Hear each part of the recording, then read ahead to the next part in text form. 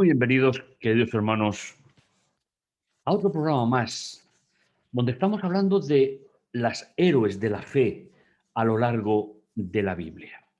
Seres humanos, mujeres, que supieron estar a la altura de las circunstancias, que buscaron en Dios el refugio para su vida.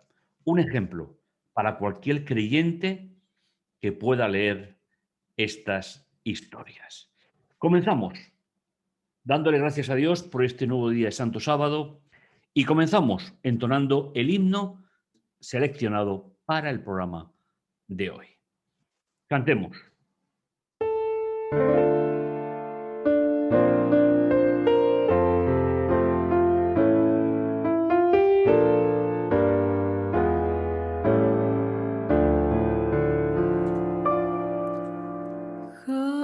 Jamás podrá alguien separarnos de Cristo nuestro Redentor,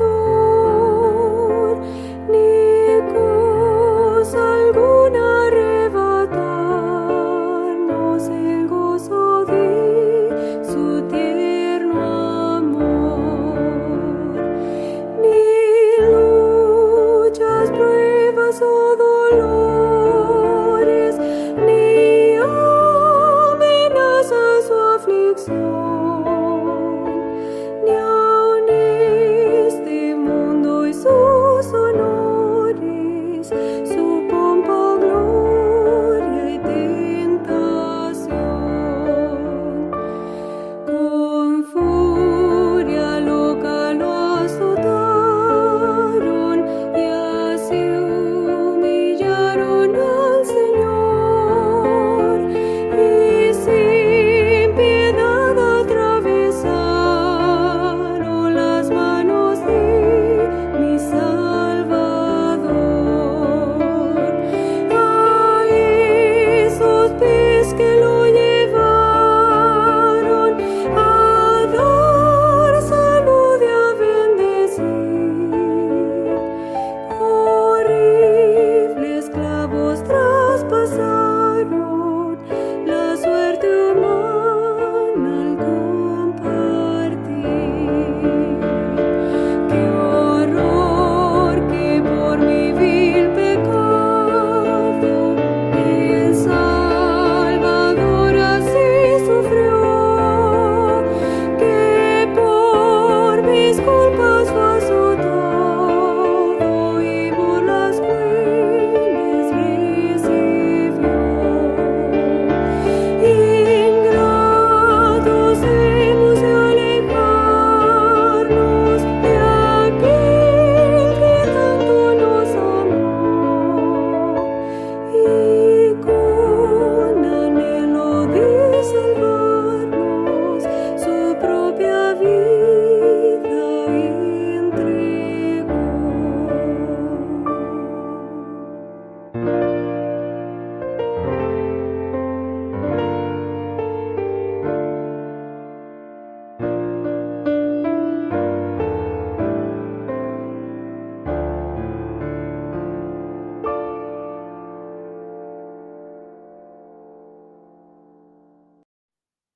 Después de entonar el himno, vamos a inclinar nuestros rostros para orar a nuestro Dios. Bendito bondadoso Dios que estás en los cielos, te agradecemos, Señor, tu amor, tu misericordia.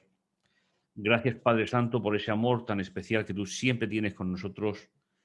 En tus manos, Señor, ponemos nuestra vida, ponemos nuestra ilusión en este día Santo Sábado para seguir caminando contigo. Gracias, Señor, por todo cuando tú nos das, nos bendices, nos diriges, en el dulce nombre de Jesús. Amén.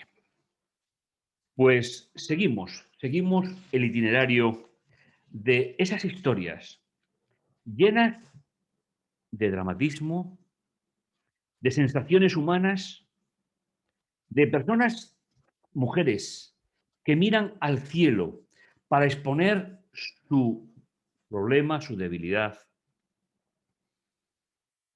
Y a pesar de esas circunstancias, nunca abandonaron a Dios y nunca permitieron que la dificultad trucara su vida y su existencia.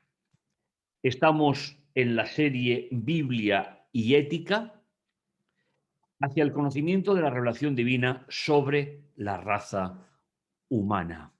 Otra historia llena de sabor, de ética y sobre todo de dedicación a Dios. ¿Qué mejor que empezar cada capítulo de la serie recordando lo que el gran sabio de la historia, mujer ejemplar, ¿dónde se hallará? Es más valiosa que las piedras preciosas. En boca de Salomón, a través de la escritura, aparece este precioso texto que evoca la admiración que él tenía por el trabajo que Dios hace en la vida de cada ser humano y en particular en ese ser humano mujer. Ana, tema 14. Ana, la madre de Samuel. ¿Qué significa el nombre? El nombre de Ana significa gracia o gentileza. Como sabéis en la Biblia, los nombres siempre tienen un lugar importante en la definición de la persona.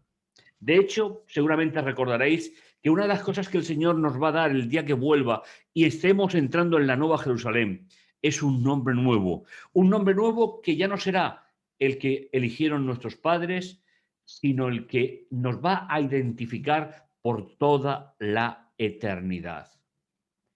Y un ejemplo de ello es cuando en la Biblia, sobre todo en la primera gran parte de la Biblia hebrea, se cita a los personajes con nombre, un nombre que está envuelto, según quien decide ese nombre, envuelto en sus circunstancias y sobre todo identifica, en el caso de Ana, la gracia, la gentileza, una persona, un ser humano, mujer, que pasó por dificultades como el resto de las familias que aparecen en la Biblia, pero que supo ser santo, ser santa a Dios, supo utilizar los recursos que Dios puso en su vida para mantener esa relación personal con Dios y estable y nunca romperla a pesar de las dificultades. Ana volverá a ser un ejemplo de superación, una historia que comienza con una gran adversidad, pero acabará anunciando como profeta de Dios la venida del Mesías. Desde el punto de vista histórico, comienza la historia en segunda de Samuel, la época de los jueces, una época donde la vida de Israel estaba con muchísimas dificultades, ya que los dirigentes, antes de los reyes, tampoco se ocuparon del desarrollo espiritual, social, económico de los pueblos y las gentes de Israel.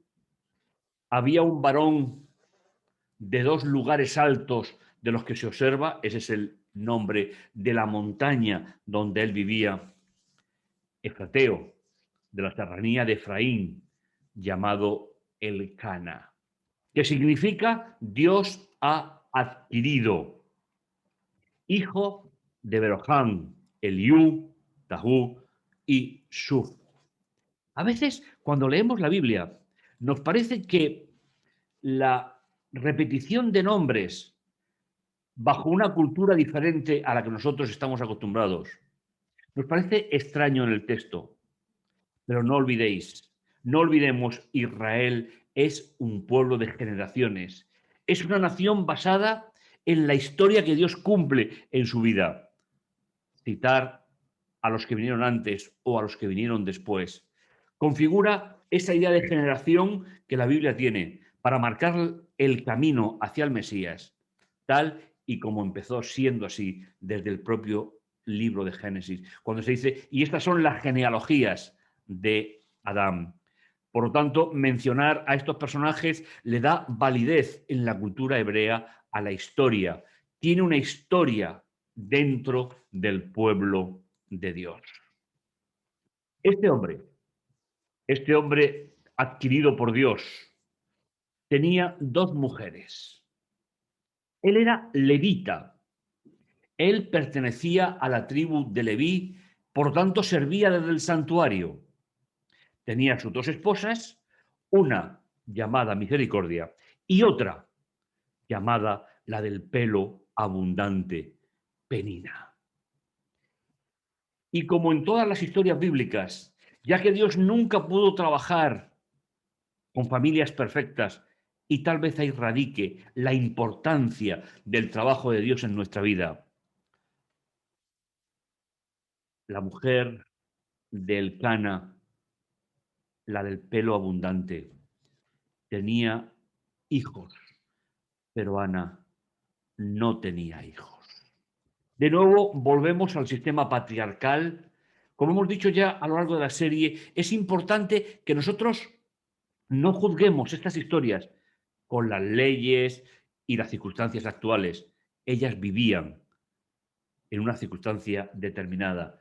Si una mujer no tenía hijos, no podía ser madre del Mesías.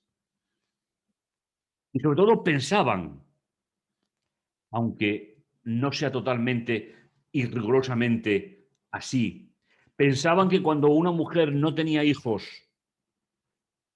es que no estaba bendecida por Dios. Lógicamente no conocían los ciclos de fertilidad, no conocían para nada cómo funciona el cuerpo de una mujer frente a la maternidad. Por eso suelen ponerlo en boca de Dios en los textos bíblicos. Desde el punto de vista espiritual, tiene su factor pedagógico en la vida de cada una de ellas. Y este varón subía todos los años desde la ciudad a ejercer su ministerio sacerdotal en la casa de Dios. Y ofrecía para Jehová de los ejércitos en Silo. ¿Sabéis? Cuando en la Biblia aparece el nombre de Dios, Jehová de los ejércitos, se refiere siempre o identifica siempre momentos de dificultad para el pueblo de Israel. Cuanto más dificultad, más potente es la visión sobre Dios. A veces nosotros, los creyentes del siglo XXI, tendríamos que aprender también que cuanto más dificultad haya en nuestra vida, más fuerte es la visión que tenemos que tener de Dios. Y Ana no fue una excepción. Ana fue una mujer de su tiempo, pero creyente, que había establecido una relación personal, no a través de su marido, personal e inquebrantable, con ese Dios fuerte y poderoso que viene al auxilio de su pueblo. En todas las historias bíblicas, mis queridos hermanos, hay dos niveles. El nivel humano y la relación personal con Dios. Creo que estaréis de acuerdo conmigo. Que es exactamente igual que las circunstancias que vivimos en la actualidad cada uno de nosotros. Pisamos el suelo, enfermedades, conflictos, pero miramos la realidad del Dios de los ejércitos y esperamos y confiamos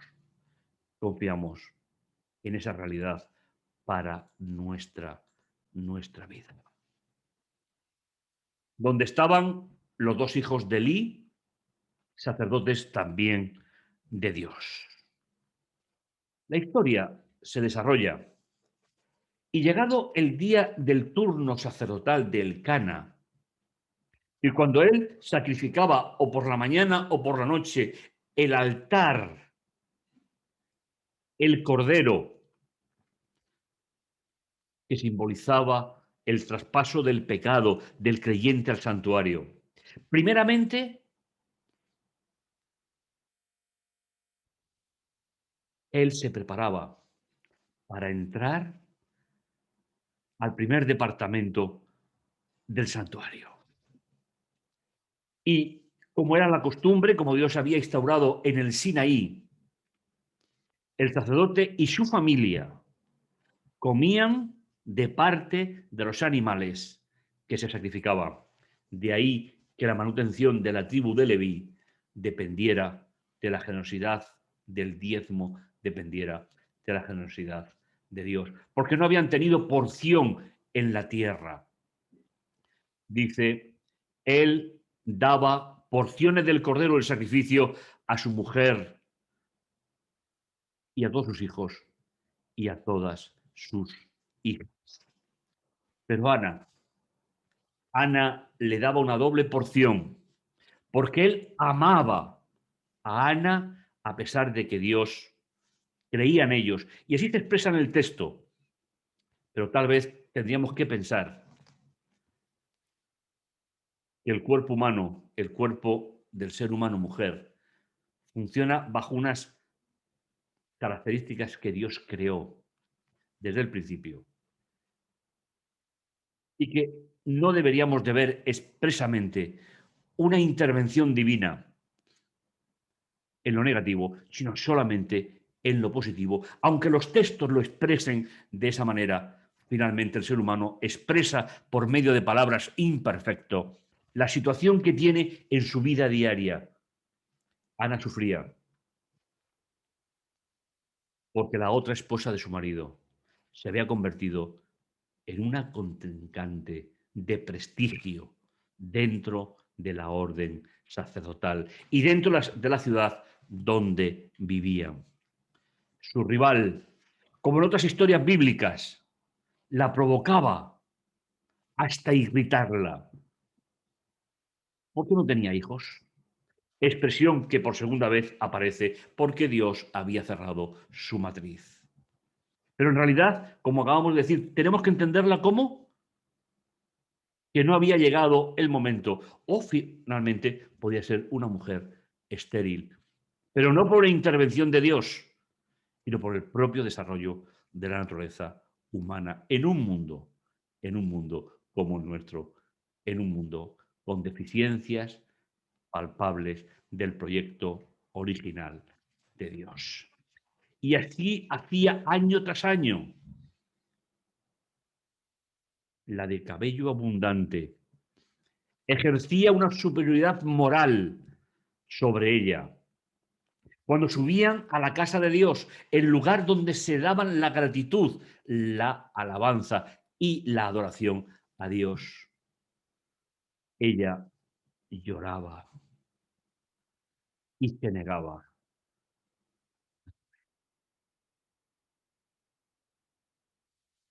Esta historia es una historia similar, muy similar a muchas de las cosas que nos pasan a los seres humanos.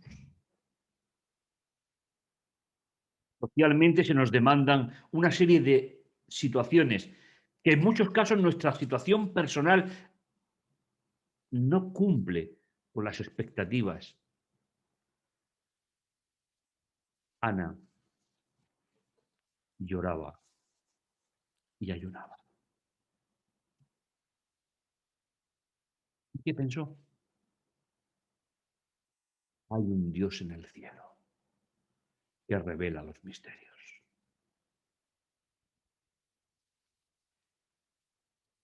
Y la historia de Ana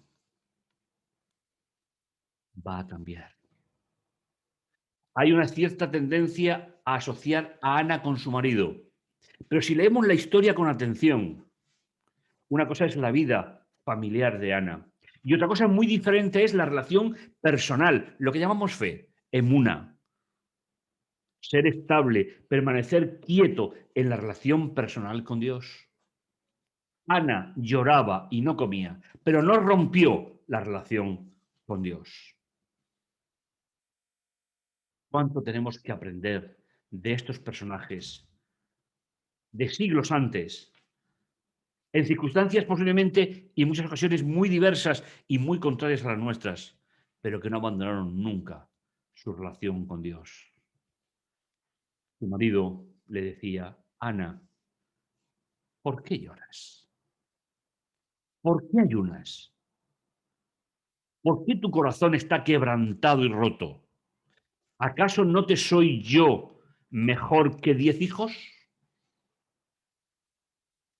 Qué frase tan espectacular para un sistema patriarcal, que por cierto desconocemos prácticamente todo de ello, simplemente lo hemos imaginado de una manera pero cada esposa tenía su propia casa, cuidaba a sus hijos, les enseñaba la relación personal con Dios, mientras que el marido gestionaba la vida de las dos casas y gestionaba el patrimonio de la familia. Ana vivía en una casa sola, mientras la otra esposa de su esposo tenía sus hijos que alegraban culturalmente su vida. Pero las tres preguntas que el esposo le hace a Ana son de una ternura y de una capacidad de comprensión hacia el problema que sentía. Pero la última me parece realmente espectacular. ¿Acaso no te soy yo mejor que 10 hijos? Me parece realmente espectacular. Un año después, cuando de nuevo era el momento de volver al templo, después que hubiesen comido y bebido, Ana se levantó en Silo y mientras otro sacerdote que no era su marido estaba sentado en el situal junto a la jamba de la casa de Dios,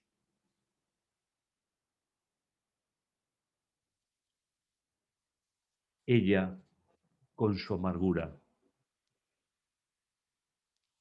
oró a Dios y lloró. Esta idea me parece realmente espectacular. Las lágrimas, el llanto, la tristeza no están enfrentadas con la relación personal con Dios. Vivir en este mundo significa sufrir, lo sabemos todos. Pero el creyente tiene algo más que ofrecer. El creyente tiene algo más que aportar. Llorar, sí. Finalmente, hay quien dijo que el llanto y las lágrimas limpian la vida del ser humano. Pero ella utilizó su llanto para ponerse de nuevo en contacto con Dios. A veces las traducciones no nos permiten ver todos los matices.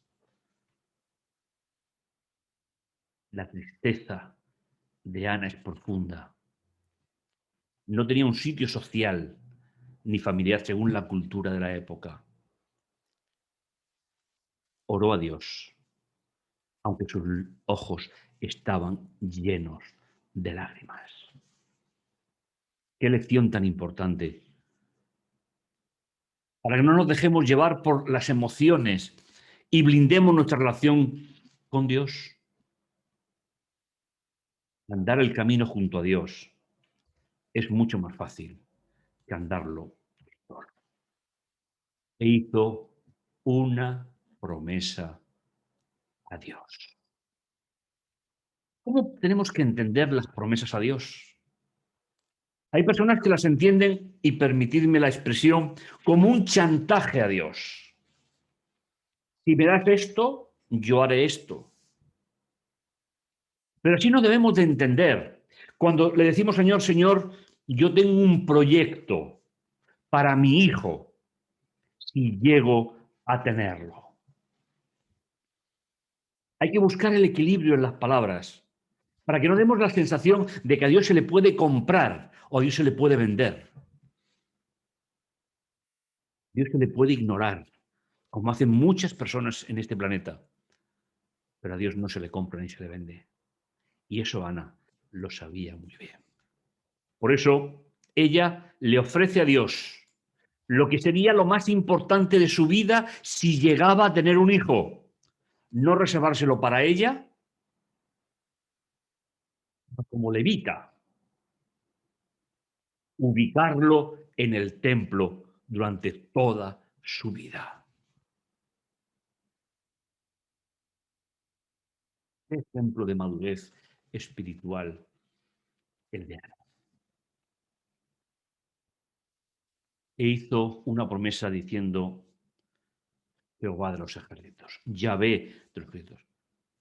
Si te dignas mirar la aflicción de tu sierva y te acuerdas de mí, palabras imperfectas para describir el corazón de un ser humano mujer que sufre, porque hasta ese momento el fruto de su amor, el fruto de la relación con su marido, era estéril. ¿Te acuerdas y no olvidas? Expresión en un lenguaje imperfecto de una relación personal con Dios, sino que das a tu embajadora un hijo varón. Yo lo dedicaré a Jehová todos los días de su vida. Una historia que llena de gratitud el corazón del lector.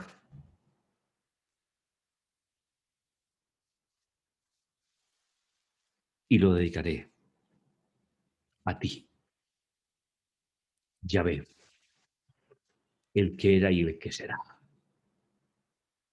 El nombre que Dios le mostró a Moisés cuando Moisés le preguntó, cuando me pregunten por ti, ¿quién le diré que eres? Y Dios le dice, yo era el que seré, principio de eternidad. Y ella va a hacer de la vida humana, toda la vida humana de su hijo, una ofrenda de gratitud a Dios. Y jamás pasará navaja por su cabeza. Es decir, hizo el voto nazareno, que era relativamente corriente en algunos sectores de Israel en la época. Y sucedió que mientras ella oraba tiempo, el término dice mucho tiempo, en presencia de Dios, Elí observaba su boca.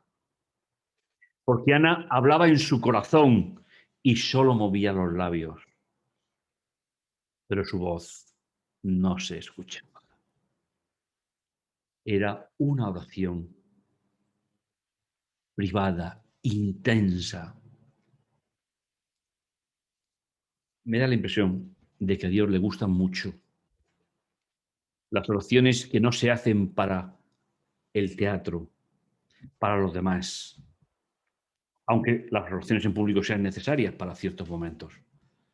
Pero la verdadera oración que dignifica al creyente es el que se hace de la mente hacia Dios, donde solamente Dios y el ser humano saben el sentimiento expuesto en esa oración. De tal manera, esa comunicación tan directa entre Ana y el gran yo era el que seré, que solo movía los labios, pero no emitía sonido. Por eso Elí tuvo una impresión de que ella estaba borracha. Una situación. No tengas a tu sierva por hija de Beal. Bel es una de las grandes divinidades antiguas de los pueblos que rodeaban a Israel en Canaán. Porque de la abundancia de mis congojas y aflicciones he hablado hasta ahora. Eliz entonces respondió y dijo, ve en paz. Y el Dios de Israel te otorgue la petición que has pedido. Mis hermanos, dejadme volver a recordar y volver a poner como punto fundamental del consejo del sacerdote, ve en paz. Cuando en la Biblia, sobre todo la primera parte, se habla o se utiliza el término shalom, paz, conlleva grandes lecciones para el ser humano es la situación del corazón del hombre o la mente del ser humano cuando, entendiendo los planes de Dios, vive en un estado de relación personal y estable con Dios que le permite no desequilibrar su vida diaria. No se emplea nunca para la guerra o la ausencia de ella. Se emplea para la situación de estabilidad emocional en el creyente cuando entiende el proceso de Dios. Shalom. Y el texto sigue diciendo: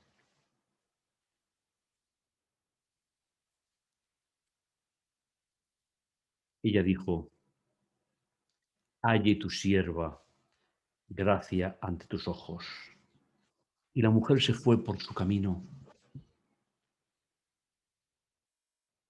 En la Biblia, el camino es la vida religiosa de la persona.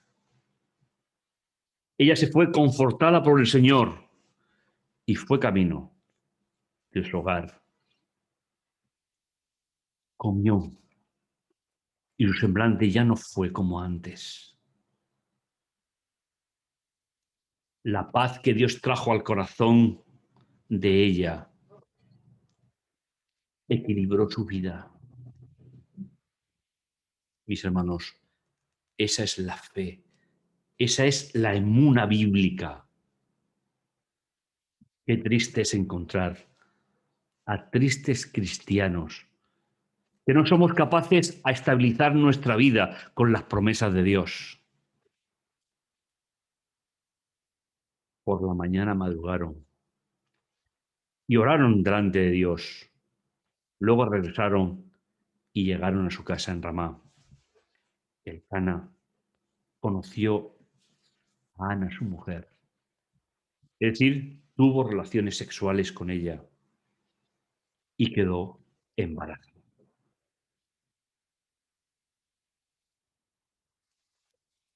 Una historia realmente espectacular. Y sucedió que pasados los 9 meses, después de haber concebido a Ana, dio a luz un hijo y llamó su nombre Oído por Dios, diciendo: por cuanto lo pedí a Dios. Al igual que otros personajes bíblicos, la intervención de Dios para abrir una matriz que estaba estéril es la colaboración divina para la solución de los problemas, no para ella, ya que ella había ofrecido su hijo como nazareno y como un servidor permanente que vivía dentro del templo. Atrios, limpiando, preparando los sacrificios. Una historia que me parece realmente conmovedora. Ahora, después de nacer, llegaba el momento de poder cumplir o no, como hacen otras personas. Un ser humano, mujer, de principios de fidelidad. Era el momento de poner en práctica la dedicación de su hijo a Dios. Después que lo hubo destetado, lo hizo subir consigo, junto con 3 becerros, una porción de flor de harina, un odre de vino. Lo llevó a la casa de Dios en Silo, aunque el niño era de tierna edad todavía. Sabemos por la Biblia que ella tuvo todavía 5 hijos más después,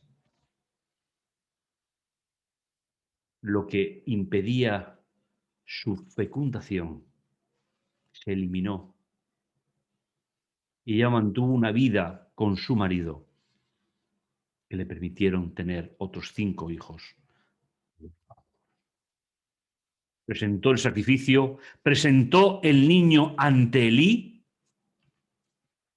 y ella dijo, oh Señor mío, como que vive tu alma, yo soy aquella mujer que estuvo aquí junto a ti rogando a Dios. Por este niño rogaba. Y el gran yo era el que seré, me otorgó la petición que le pedí. Por lo mismo, yo también le doy prestado. Yo no sé si alguna vez os habéis parado en esta frase. Pero a mí hace tiempo que me conmueve profundamente. Los israelitas pensaban que los hijos eran un préstamo de Dios y ahora ella, como madre, utiliza la misma frase que en la tradición judía se empleaba para los hijos, pero al revés. Como Dios es el que me prestó el hijo, yo se lo presto a Dios. Ana no se reservó lo que le era por derecho, no que cumplió lo que le había permitido a Dios. Las circunstancias, la felicidad, el apoyo social, el reconocimiento como madre, no impidió cumplir el proyecto de Dios para su vida. Por lo mismo, yo también le doy prestado a Dios. Mientras viva, Él estará prestado a Dios. Y allí se postró, Samuel se postró ante Dios. Y aquí comienza la historia real de Samuel, cuando postrado delante de Dios, acepta, acepta el lugar que su madre le había otorgado en en el plan de Dios. Y según nos cuenta el capítulo 2 de Primera de Samuel, Ana respondió con una oración de gratitud a Dios. Podéis leerla en el capítulo 2, una historia preciosa, un reconocimiento de la soberanía de Dios. Ana oró diciendo, mi corazón se alegra en Dios. Mi fuerza se exalta en Dios. Mi boca se sobrepone a mis enemigos. Hablaba de la esposa, la otra esposa de su marido, hablaba de las burlas posiblemente que sufría en la sociedad. Simplemente aparece la frase. Mi boca se sobrepone a mis enemigos, por cuanto me regocijó en tu salvación. Por cuanto me gozo en tu salvación. La oración de Ana termina como una profecía de la venida de Cristo. Fue madre de Levita, esposa de Levita y profeta del Mesías. Delante del Eterno serán quebrantadas sus adversarios y sobre ellos tronará desde el cielo. El Eterno dará su opinión sobre los confines de la tierra. Dará poder a su rey y exaltará el poderío de su ungido. El ungido no vendría de la tribu de Leví, vendría de la tribu de Judá. Pero Ana entiende el ministerio del pueblo para preparar la venida del Mesías. Una mujer, un ser humano mujer que supo tomar decisiones sabias, que supo utilizar la paz que Dios le concedía en su vida para dirigir juntos el proyecto de Dios. mis hermanos, no solo es una historia, es un ejemplo para todo creyente de cualquier época.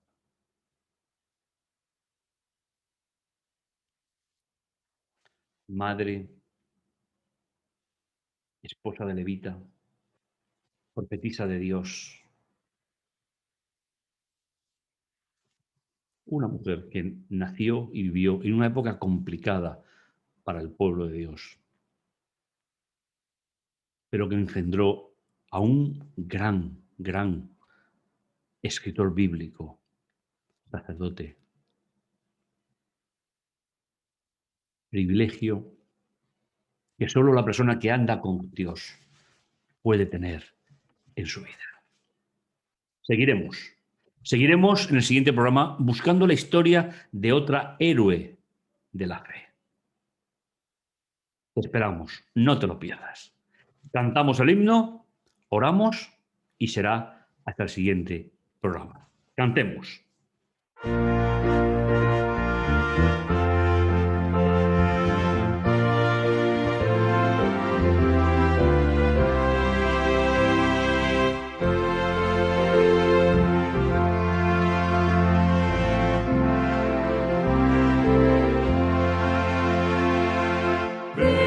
La fuente de vida, ven al amante Jesús, paz y perdón te ofrece, ven pues al pie de la cruz. Ven a Jesús, ven a Jesús, ven a los pies de la cruz sin tardar, paz y perdón te ofrece, ven, no le dejes pasar. Ven al Señor, ven ahora, con celo y paz hallarás, vida de gozo y de calma, en tu Maestro tendrás. Ven a Jesús, ven a Jesús, ven a los pies de la cruz sin tardar, paz y perdón te ofrece, ven, no le dejes pasar. Tal como estás, ven ahora, tráeme tu carga a él. Oye su voz que te implora, Cristo Jesús siempre es fiel. Ven a Jesús, ven a Jesús, ven a los pies de la cruz sin tardar, paz y perdón te ofrece, ven, no le dejes pasar. Oh, cuán preciosa promesa, tras el tu buen Salvador, vida tendrás para siempre, junto a tu Dios y Señor. Ven a Jesús, ven a Jesús, ven a los pies de la cruz sin tardar, paz y perdón te ofrece, ven, no le dejes pasar.